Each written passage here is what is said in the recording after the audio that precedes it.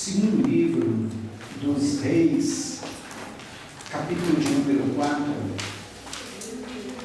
palavra que Deus nos deu para essa noite.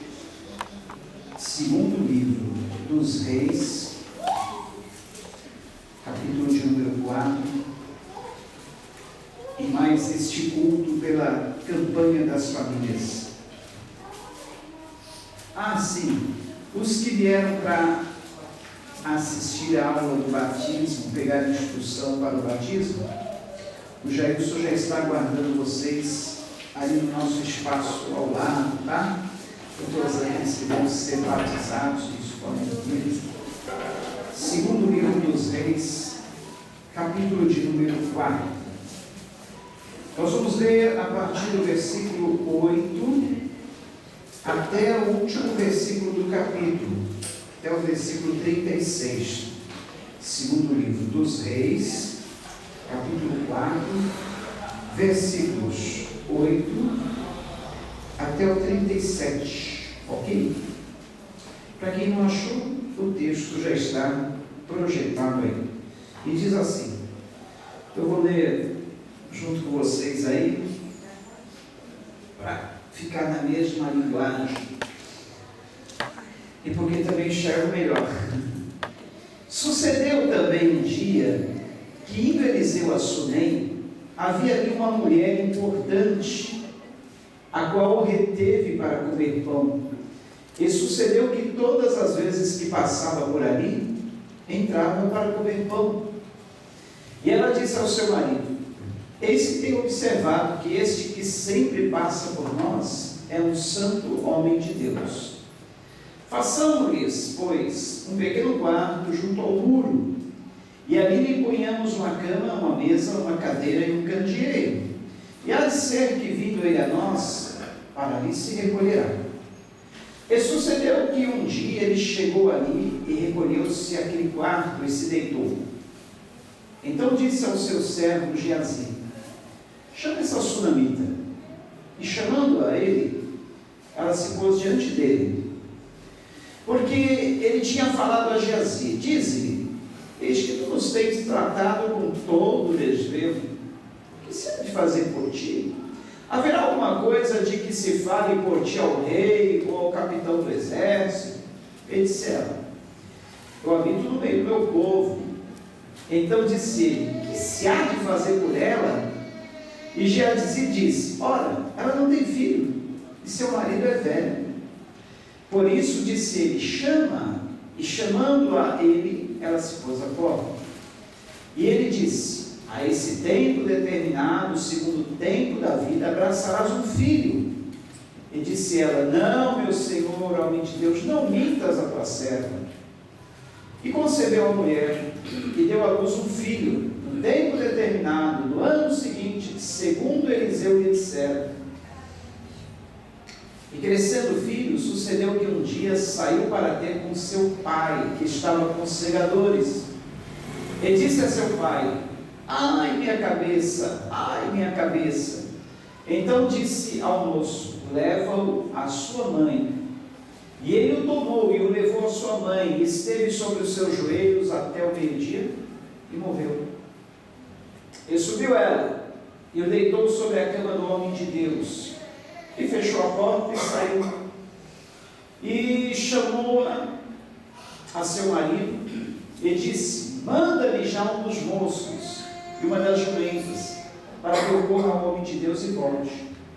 E disse ele: por que vais a ele hoje? Não é lua nova nem sábado. Ela disse: tudo vai bem. Então albardou a jumenta e disse ao seu servo: guia e anda, e não te detenhas no caminhar, senão quando eu te disser. Partiu ela, pois, e foi ao homem de Deus, ao monte Carmelo. E sucedeu que, vendo o homem de Deus de longe, disse a Geazi, seu servo: eis a sunamita. Agora, pois, corre ao encontro e diz-me: vai bem contigo? Vai bem com teu marido?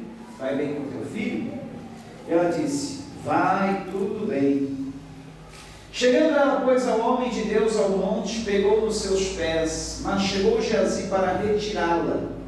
Disse, porém, o homem de Deus: deixa, porque a sua alma está triste de amargura. E o Senhor me cobriu e não me manifestou. E disse ela: pedi eu ao Senhor algum filho? Não disse eu: não me enganes? E ele disse a Geazi: cinge os teus lombos, toma o meu bordão na tua mão, e vai, se encontrares alguém, não saúdes, e se alguém te saudar, não lhe respondas, e põe o meu bordão sobre o rosto do menino. Porém disse a mãe do menino: vive o Senhor, vive a tua alma, que não te hei de deixar. Então ele se levantou e a seguiu. E Geazi passou adiante deles, e pôs o bordão sobre o rosto do menino, porém não havia nele voz nem sentido, e voltou a encontrar-se com ele, e lhe trouxe aviso, dizendo: o menino não despertou. E chegando Eliseu àquela casa, eis que o menino jazia morto sobre a sua cama. Então entrou ele, fechou a porta sobre eles ambos, e orou ao Senhor. E subiu à cama, deitou-se sobre o menino, e pondo a sua boca sobre a boca dele, os seus olhos sobre os olhos dele, as suas mãos sobre as mãos dele, se estendeu sobre ele, e a carne do menino aqueceu. Depois desceu, andou daquela casa de uma parte para outra, e tornou a subir, e se estendeu sobre ele. Então o menino espirrou 7 vezes e abriu os olhos. Então chamou a Geazi e disse: chama essa sunamita. E chamou-a, e veio a ele. E disse ele: toma o teu filho. Entrou ela, se prostrou aos seus pés, se inclinou à terra, tomou o seu filho e saiu. Oremos. Deus nosso Pai, nós agradecemos a Ti pela Tua palavra, que é santa, maravilhosa, rica, poderosa. A Tua palavra que nos instrui, a Tua palavra que nos inspira, a Tua palavra que nos traz confiança, a Tua palavra que revela o Seu caráter a nós, Pai. Revela a nós a Tua vontade nessa noite através da Tua palavra, e que por ela sejamos inspirados, por ela sejamos abençoados, por ela nossa família, nosso lar seja abençoado. Abençoamos as famílias da Tua igreja, abençoamos as famílias do Teu povo, abençoamos aos maridos, às esposas, aos pais, aos filhos, abençoamos, ó Pai, os casamentos, abençoamos, ó Pai, as relações conjugais, para que tudo esteja bem, dentro do Teu propósito, da Tua vontade, conforme o Teu querer. Senhor, fortalece as famílias da Tua igreja, porque tendo famílias fortes, teremos uma igreja forte, tendo famílias fortes, teremos uma sociedade também mais correta, mais justa, mais abençoada. Essa nossa nação também, que precisa da Tua bênção, será mais abençoada. Por isso oramos por todas as famílias da terra, pedimos em Teu nome a bênção especial para cada lar, em nome de Jesus. Amém. Notamos nesse texto que ora acabamos de ler, uma fé sobrenatural numa simples mulher, uma mulher anônima, que a Bíblia simplesmente a descreve como uma mulher sunamita, uma mulher da região de Sunem. E vocês viram o que aconteceu com essa mulher? Ela foi abençoada por Deus, por tratar bem o profeta de Deus, por tratar bem o homem de Deus. Eliseu passava por frente da casa dela quase todos os dias, e um dia ela chama sua esposa e diz: olha, esse homem que sempre passa por aqui é um santo homem de Deus, vamos fazer um puxadinho lá em casa, puxar um telhadinho ali encostado no muro, fazer um quartinho, vamos colocar ali uma cama, vamos colocar uma mesa, um candeeiro, uma cadeira, para quando ele passar por aqui, ele tem um lugar para se hospedar. E assim o fizeram. Construíram ali um puxadinho, na nossa linguagem popular, e mobiliaram aquele quarto com a cama, mesa, cadeira e candeeiro, e ficou ali um quarto de hóspede para que sempre que o profeta passasse por ali, pudesse se hospedar. Essa mulher foi grandemente abençoada por essa atitude de hospitalidade, por essa atitude de generosidade, por esse favor que ela prestou ao homem de Deus. Como todas as nossas atitudes que nós prestamos a Deus e àqueles que trabalham para Deus, somos recompensados, temos a nossa recompensa. E ela foi abençoada com aquilo que ela mais precisava no momento, com aquilo que ela precisava e que nenhum homem poderia fazer por ela, ou seja, ela queria ter um filho. Só que o seu esposo já era de idade avançada, ao que tudo indica, já não podia mais gerar filhos. Mas como para Deus não há impossíveis, como Deus faz qualquer milagre, como para ele não há coisa que ele não possa fazer, ele usa a boca do profeta e diz: olha, por esse tempo determinado por Deus, tu terás um filho. E aconteceu exatamente como previu o profeta. O ano seguinte, no tempo determinado, já estava a mulher dando luz a um filho. E esse filho foi crescendo, chegou a uma certa idade, que aqui a Bíblia não menciona, talvez ele era um pré-adolescente ou um adolescente, saiu a trabalhar na roça com seu pai, saiu a trabalhar na colheita, e como o sol muito forte daqueles dias, o menino adoeceu, talvez uma insolação, ele deu uma dor de cabeça muito forte por estar exposto ao sol escaldante do dia, e aí o menino é levado para casa e lá veio a falecer. O interessante é a reação dessa mulher, a atitude dessa mulher. Qualquer mãe que perde o seu filho fica desesperada, põe com a cabeça, grita, né? Sai chorando para todos e para o mundo afora. Mas essa mulher não. Essa mulher simplesmente pediu ao seu marido que preparasse uma montaria para ela, um servo para ajudá-la, e ela sai a cavalgar, aparentando uma tranquilidade fora do comum. Não disse o que estava acontecendo com o seu marido, simplesmente disse: vai tudo bem. Não disse a ninguém, simplesmente aqueles que perguntavam para ela sobre alguma coisa, ela dizia: vai tudo bem, vai tudo bem. Chegou diante do moço do profeta Geazi, também disse a mesma coisa: vai tudo bem. Quando ele perguntou: vai tudo bem contigo, vai tudo bem com teu filho, vai tudo bem com teu esposo, vai tudo bem com a tua casa? Ela simplesmente respondeu: vai tudo bem.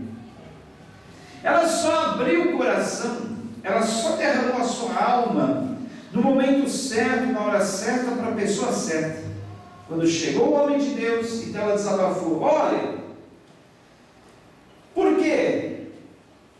Por quê? Aquela velha pergunta: por quê? Estava tudo bem comigo, eu não tinha filhos, mas tudo bem, estava levando. O senhor chega lá em casa, me promete um filho, esse filho nasce, esse filho cresce, de repente Deus me tira? É aquela pergunta: qual é? Por quê? Na pergunta que nós sempre fazemos: por que Deus fez isso? Por que Deus permitiu isso? Ela abriu o coração, ela contou o que estava lá dentro da sua alma, mas ela falou somente na hora certa, no momento certo, para a pessoa certa. Por quê? Não adiantaria nada ela sair contando para todo mundo o seu problema, a sua situação, porque estava daquele jeito, porque não estava, não adianta. Quando nós temos os nossos problemas, as nossas dificuldades, não adianta sair contando para todo mundo, principalmente quando nós contamos para as pessoas erradas, né? Às vezes a esposa não está satisfeita no seu casamento, sai abrindo a boca para todo mundo, para as amigas, para os amigos, né, entre aspas. O esposo, da mesma forma, também sai abrindo a boca para todo mundo, que não está feliz no casamento, que a sua esposa é isso, que a sua esposa é aquilo. Olha, esse é um dos principais, maiores erros que um casal pode cometer. Eu e minha esposa, nesses quase 30 anos de ministério, já vimos muito disso. E alertamos aos maridos, às esposas: não saia falando da sua vida sentimental, conjugal, matrimonial para qualquer pessoa. Fale para a pessoa certa se houver uma necessidade. Nós já vimos casos em que uma esposa insatisfeita confidenciava muito. Isso aconteceu mais de uma vez. Uma esposa insatisfeita confidenciava muito seus problemas com uma outra mulher. A mulher era solteira e ela confidenciou para a pessoa errada. Essa pessoa que recebeu as confidências, imediatamente, né? Falou: não, você para. Esse marido aí, olha, não merece você não. Para. Tem tanto homem melhor por aí. E o que aconteceu? Essa mulher para a qual a esposa estava se confidenciando, estava de olho no marido dela. E pastor, ela seguiu o seu conselho para se separar. Logo em seguida já catou o marido da outra. Foi isso. Já aconteceu isso mais de uma vez. É comum. Ela foi se aconselhar com a pessoa errada. Eu já vi casos também de maridos que vão se aconselhar com outra mulher. E aí acaba pegando aquela afetividade, rola aquele clima, e a conselheira acaba se envolvendo sentimentalmente com o marido insatisfeito. Já aconteceu isso muitas vezes, muitos casos. Portanto, olha, se o casal tem problemas, ele deve sim procurar ajuda, mas procure ajuda. Se possível, olha, se quiser realmente procurar ajuda de alguém, chega no pastor e na esposa do pastor, com os dois. Não, precisamos falar com os dois, e assim é melhor, conversando os dois, né? Porque muitas vezes abre-se a boca para pessoas erradas, e a gente sabe que até na igreja tem isso. A pessoa sempre tem alguém de confiança que ela pede oração. Olha, não fale para ninguém, mas aquela pessoa diz: olha, só vou falar com uma pessoa que eu sei que é de oração, essa pessoa vai guardar segredo, não vai falar para ninguém. Aí fala para essa pessoa, outra pessoa tem uma outra pessoa que também é de sua confiança, que também é de oração, fala para ela, e essa pessoa vai falar com ninguém, está sabendo aí. A gente tinha um casal na igreja, a primeira igreja que nós pastoreamos, a segunda igreja que nós pastoreamos. É incrível a simplicidade do moço. Poucos anos de casado, ele chegava diante de uma reunião assim, reunião como essa: pastor, posso falar uma coisa? E abria a boca, falava de tudo o que acontecia no casamento dele, inclusive entre quatro paredes, e a esposa dele ficava assim, rubra de vergonha. Ou seja, ele não tinha sabedoria, falar as coisas certas, na hora certa, no momento certo, para a pessoa certa. Porque a vida conjugal, a vida matrimonial, é uma vida a dois, no máximo a três, com Jesus. Mas outras pessoas não têm nada a ver com o nosso relacionamento, com a nossa situação, como estão as coisas. Entendeu? Por isso a sunamita, ela não abriu a boca para as pessoas erradas no momento errado, ela só abriu a boca na hora certa. Quando ela chegou diante do homem de Deus, representando o próprio Deus, que era o único que poderia fazer alguma coisa pela sua situação. E ela desabafou. Assim nós devemos ser com Deus, falar, desabafar, porque também sair contando os problemas para todo mundo não vai resolver o problema, não vai resolver a situação, não vai resolver nada. Por quê? Porque as pessoas geralmente não vão poder resolver o nosso problema, a nossa situação. Vão até mesmo complicar muitas vezes. E agora, essa mulher se vê diante desse problema. Deus lhe fez a promessa, ela recebeu a promessa, tudo havia acontecido milagrosamente, e agora, como que num sonho desfeito, o seu castelo de areia desmorona, e a mulher se vê naufragando, quase que naufragando na fé. Mas ainda restava aí um pouco de esperança. Não se pode negar que aquela mulher tinha uma ponta de esperança, um pontinho de fé ainda nela. Porque se ela não teria ido até o homem de Deus, por que ela foi até ele? Ela tinha alguma esperança. E eu dizia que não somente alguma esperança, mas ela tinha muita esperança, ela tinha fé. Se há uma mulher de fé na Bíblia que eu admiro, uma das mulheres de fé na Bíblia que eu admiro é essa mulher sunamita. Olha, não sei quantas horas ela viajou, quanto tempo, não sei quantos dias, mas ela viajou, fez uma viagemzinha a cavalo. E ela não se preocupou com nada. Não se preocupou se o seu filho estava morto ali na cama. Ela foi atrás de uma solução. Sabe de uma coisa? Eu tenho certeza que ela tinha fé e esperança nas promessas de Deus. Porque quando Deus ele faz uma obra na vida da gente, no lar da gente, na família da gente, Ele não faz a obra incompleta não, Ele faz a obra completa. Quando Deus dá um presente, Deus dá uma bênção, Ele dá a bênção completa. Ele não dá a bênção para metade. Deus jamais iria dar um filho para aquela mulher, um filho que ela tanto queria, um filho que ela tanto sonhou, um filho que era o seu herdeiro, para depois tomar. Eu tenho certeza que essa mulher tinha isso no coração. Não, Deus não ia fazer essa brincadeira comigo, porque Ele iria me dar um filho e deixar toda alegre e depois tomar. Ela sabia que Deus é poderoso para fazer qualquer milagre, inclusive ressuscitar mortos. E ela sabia que não importava a situação. Lázaro já não estava mais de um dia, 2 dias, 3 dias morto. E depois do 4º dia que ninguém mais tinha esperança, Jesus foi lá e ressuscitou Lázaro. Então, ela sabia que para Deus não existe limite de tempo, não existe espaço geográfico. Ela sabia também que as promessas de Deus não têm prazo de validade, não caducam, não mudam, não se modificam. As promessas de Deus são reais, verdadeiras, eternas, não tem prazo de validade e são imutáveis. Se Deus prometeu, Ele vai cumprir.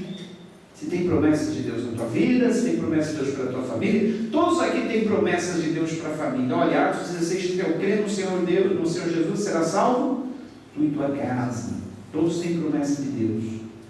E essas promessas são imutáveis. É que às vezes a gente deixa de crer. Quando a gente vê a situação tão difícil, a situação do esposo, a situação da esposa, a situação do filho, da filha, é tão difícil.